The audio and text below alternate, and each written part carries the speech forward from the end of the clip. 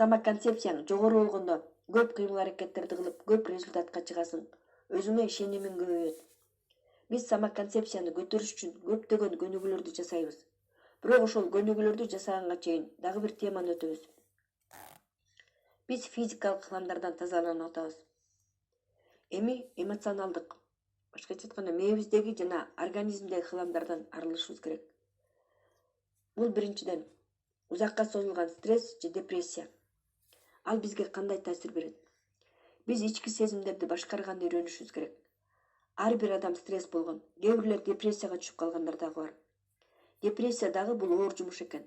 Депрессияга түшүш үчүн дагы иш аракет кылыш керек. Кечке ойлонуп, кайгырып, оюңдун баарын ошого фокус кылып, кайгырып отуруп гана депрессия болот адам. Адам бир мүнөт деле депрессия боло калбайт. Стресс абалына дайым эле киребиз. Стресстин жакшысы дагы, жаманы дагы болот.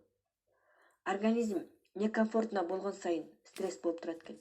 Мисалы, элдин алдына чыгып выступать эткенге даярданып атасың. Ошондо стресс болот экен. Элдин алдына чыгып сүйлөгөндөн коркуп организм стресс болот экен. Эндорфин бөлүнүп чыгат экен. Кортизол дагы бир азыраак бөлүнүшү мүмкүн. Ошондо толкундануу болгондо стресс болот экен. Эгерде бир нерсеге кабатыр болуп, жаман нерсе болоорун күтүү, коркуу дагы стресс экен. Кантип стресстен арылсак болот? Биз стресстен чыкканды үйрөнбөсөк, алар бизди артка тартып турушат. Негативдик эмоциялар, таарынычтар, жинденүүлөр. Биз адам болгондон кийин баарыбызда эле негативдик эмоциялар болуп турат. Бирок ошолордон тез арылганды билишибиз керек. Ичибизге сактабашыбыз керек. Таарыныч менен жинденүү бул өзүң уун ичип туруп, бирөөнүн өлгөнүн күткөнгө эле барабар дейт. Таарынычты жек көрүүнү өзүңдүн ичиңе кармаганда кандай болот? Бул өтө коркунучтуу дейт. Азыркы учурда изилдегенде оорулардын жана жаман оорулардын 70% бул узакка созулган стресстин результаты дейт. Таарыныч бат жазылганда организмге зыяны деле тийбейт. Эгерде ошондой болсо элдин баардыгы да орукчан болуп калмак. Эгер сен бирөөгө жинденип, таарынып, бирок бат эле аны өзүңөн чыгарып, астыбайт этип алсаң, анан өзүңдү пиковый состоянияга келтире алсаң, ал организмге зыяны деле тийбейт. Биз баарыбыз эле адамбыз. Биз бирөөгө таарынабыз, таарынбайбыз десек дагы, жинденебиз. Биз алдап кеткенде жана башка жашоодо ар кандай кырдаалдар болуп турат. Биз адаптироваться кылганды билишибиз керек экен. Башкача айтканда, ыңгайлашып жашаганды билишибиз керек. Чарльз Дарвиндин мындай сөзү бар. Выживает не самый сильнейший из видов или не самый умный, а тот, кто способен приспосабливаться к переменам.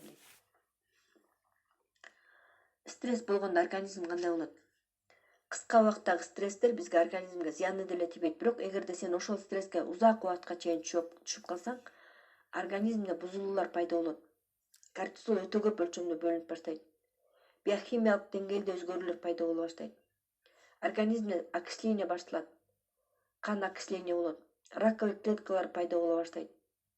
Биохимиялык процесс болот. Көздүн түсү өзгөрүлөт. Дем алуубуз дагы өзгөрөт. Теринин цвети өзгөрүлөт. Эксперимент жүргүзүлгөн экен 2 адамга. Бирөөсү дайыма депрессияда жүргөн адам, бирөөсү жизнерадостный адам. Анан стакандагы сууга дем алдырып көрүшүптүр 10 мүнөт. Анан ал стакандагы сууларды морозильникке салып тоңдуруп туруп, анан микроскоп менен караганда, биринчи стакандагы муз мутант сыяктуу уродливый снежинкалар болгон экен, депрессиядагы адамдыкы. Ал эми экинчи стакандагы кооз ровный снежинка болгон экен. Дайыма кубанычта жүргөн адамдыкы. Башкача флюид излучать этип калат экен адам. Адамдар сезет экен. Биз өзүбүз деле истесек, кээ бир адамдын жанына баргыбыз келбейт. Жанына туруп калсаң, батыраак кеткиң келет. Кээ бир кишинин жанынан сүйлөшкүбүз келбейт. Анткени биз подсознательный уровеньде сезет экенбиз интуициябыз менен. Сүйлөшпөсөк дагы сезилет экен андай адамдар.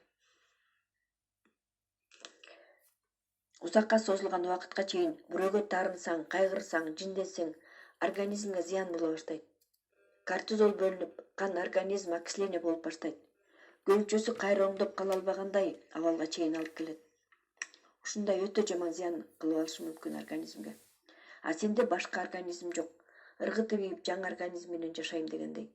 Эртең сен организмдеги органдарыңды башка орган менен алмаштыра албайсың. Сага бир эле дене берилет. Ошентсе да элдер көпкө уланган стресске же депрессияга маани беришпейт. Мисалы, язва желудка стресстен, депрессиядан пайда болот, тамактан эмес. Башка бирөөгө тарынсаң, өзүң эле кыйналасың. Тарынган адамга па барабану сен тарынасың же жокпу?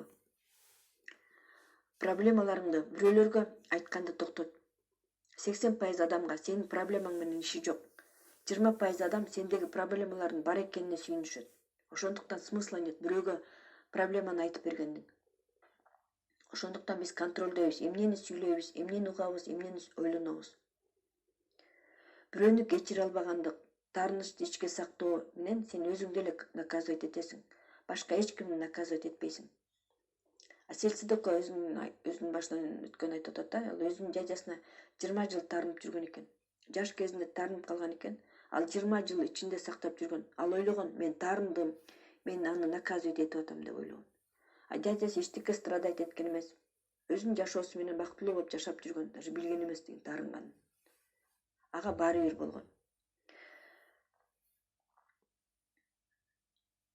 Миссия на миллиондон 60 жаштагы аял ошол кечиргенди үйрөнүм дептир да. Мен баарын ичиме эле сактап жүрө берчү экенмин. Ичимдегилерди бошоткондон кийин өзүмдү жеңил сезип калдым деп. Башкача айтканда, өзүңө тарынычтарды сактап жүргөндө жүк көтөрүп жүргөндөй болосуң. Таш оор жүк сыяктуу болот экен. Аны баары биздин организмге, ден соолукка таасир берет, биохимиялык процесстер болот. Анан элдер эмне дейт деп ойлоп стресске кириштин кереги жок. Переживать этпей эле коюш керек, адамдар эмне деп ойлоп калат деп. Сен аларга переживать эткениң жан эмнеге жаап атат, же күн эмнеге ысып атат деп эле переживать эткендей эле дейт да. Биз элдердин оюн контролдой албайбыз. Ал биздин ишибиз эмес. Сен элге жагайын деп жашабайсың, сен өзүңдүн жакшы версияңды түз, өзүңөн кийин из калтырганга аракет кыл. Жашоону биз өкүнбөгөндөй болуп жашашыбыз керек. Сени менен балдарың, небере чөбүрлөрүң сыймыктангандай болсун. Жашоо бир эле келет. Эл эмне дейт деген заман эмес азыр. Эч кимдин бирөө менен иши жок азыр. Сенин каталарыңды, проблемаларыңды эч кимге кереги жок. Асель мага баары бир дейт, мен жөнүндө элдер эмне дейт. Мен өзүмдүн пландарым бар. Мен инвестиция кылам, бизнестеримди кылам, адамдарга билим берем, жашоодон рахат алам. Стресс пайда болгондо өзүңөргө айткыла. Мен ушул стресстен өзүмө карманышым керекпи же жокпу деп. Жок деп аларды кое бергенде организм тазаланып, жеңилдеп калат. Хыламдардын баары кетет. Тарынычтын жеке өрүнүн салмагы 1 000 000 тонна дейт. Менден сурашат дейт, Асель, сен энергияны кайдан аласың дейт. Эң негизгиси биз энергиябызды сактаганды билишибиз керек экен. Негатив эмоциялардын баарын, энергиянын баарын соруп алат экен. Энергия биз үчүн бар жашообуз биз. Энергия бар үчүн биз жашап атабыз. Жылып жүрөбүз. Ошо биздин негатив эмоциялардын баарын, энергиябыздын баарын жок кылат экен негатив. Ошон үчүн биз эң башкысы биз энергиябызды сактаганды билишибиз керек экен. Кантип тарынбай койсок болот? Биринчиден түшүнүш керек, биз бирөөлөрдү контролдой албайбыз. Алардын оюн, чечимдерин сени менен кандай мамиле кылат? Сен ошону түшүнгөндө баарын кандай болсо ошондой кабыл алып каласың. Экинчиден түшүнүш керек, адамдар ошол убакта ошону туура деп ойлошкон. Алардын обстоятельствосын билбейбиз. Алардын өзүнүн себептери болгон. Алардын өзүнүн переживаниялары болгон. Сени алдап же сага туура эмес мамиле болгон болсо, алардын деңгээлине ошол моментте ошол туура болгон. Ал алардын чындыгы. Ушуларды түшүнүп алсак, автоматтык түрдө эч кимге тарынбай калабыз, жинденбей калабыз. Качан сен тарынганда же бирөөгө ыза болгондо, бул состояние жертва болот. Дүйнөдөгү эң жаман акыбал жертва болуу. Мени алдады, жашоо справедливо эмес деп эле. Жөн гана жизнь несправедлива деп смириться этиш керек. Жашоодо толтура несправедливость болуп турат. Биз мириться этишибиз керек. Аселдин подходу мындай экен. Благословляю в любом случае деп 10-20 мүнөт жинденип туруп эле.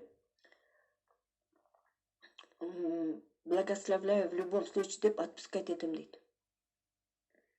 Сен бирөөнү ошентип бирөөгө кайра жакшылык каалаганыңда сен организмди жаман ойлордон бошоткондон башка дагы өзүңдүн жашооңо толтура плюс миллион балл өзүңдүн кармаңа аласың.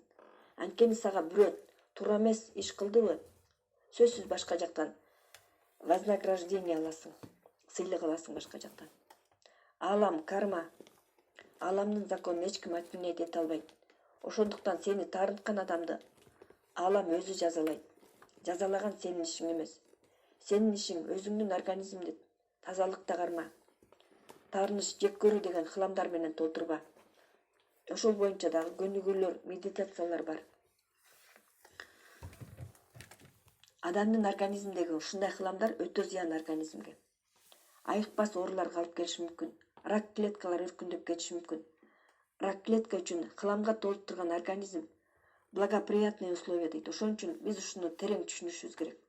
Сен бирөөгө таарынсаң, ятты өзүң ичесиң жана өзүң өлөсүң. Биз ушуну түшүнүп, бүгүндөн баштап мындай деди да: сегодняшнего дня, с этой минуты, с этого мгновения я принимаю решение никогда больше ни на кого держать обиду или злость, или разочарование. Я принимаю решение отпускать и избавляться от ненужного хлама дейт. Обидаларды кармаган туура эмес тамак жегенден дагы, сладостарды жегенден дагы жаман таасир берет организмге.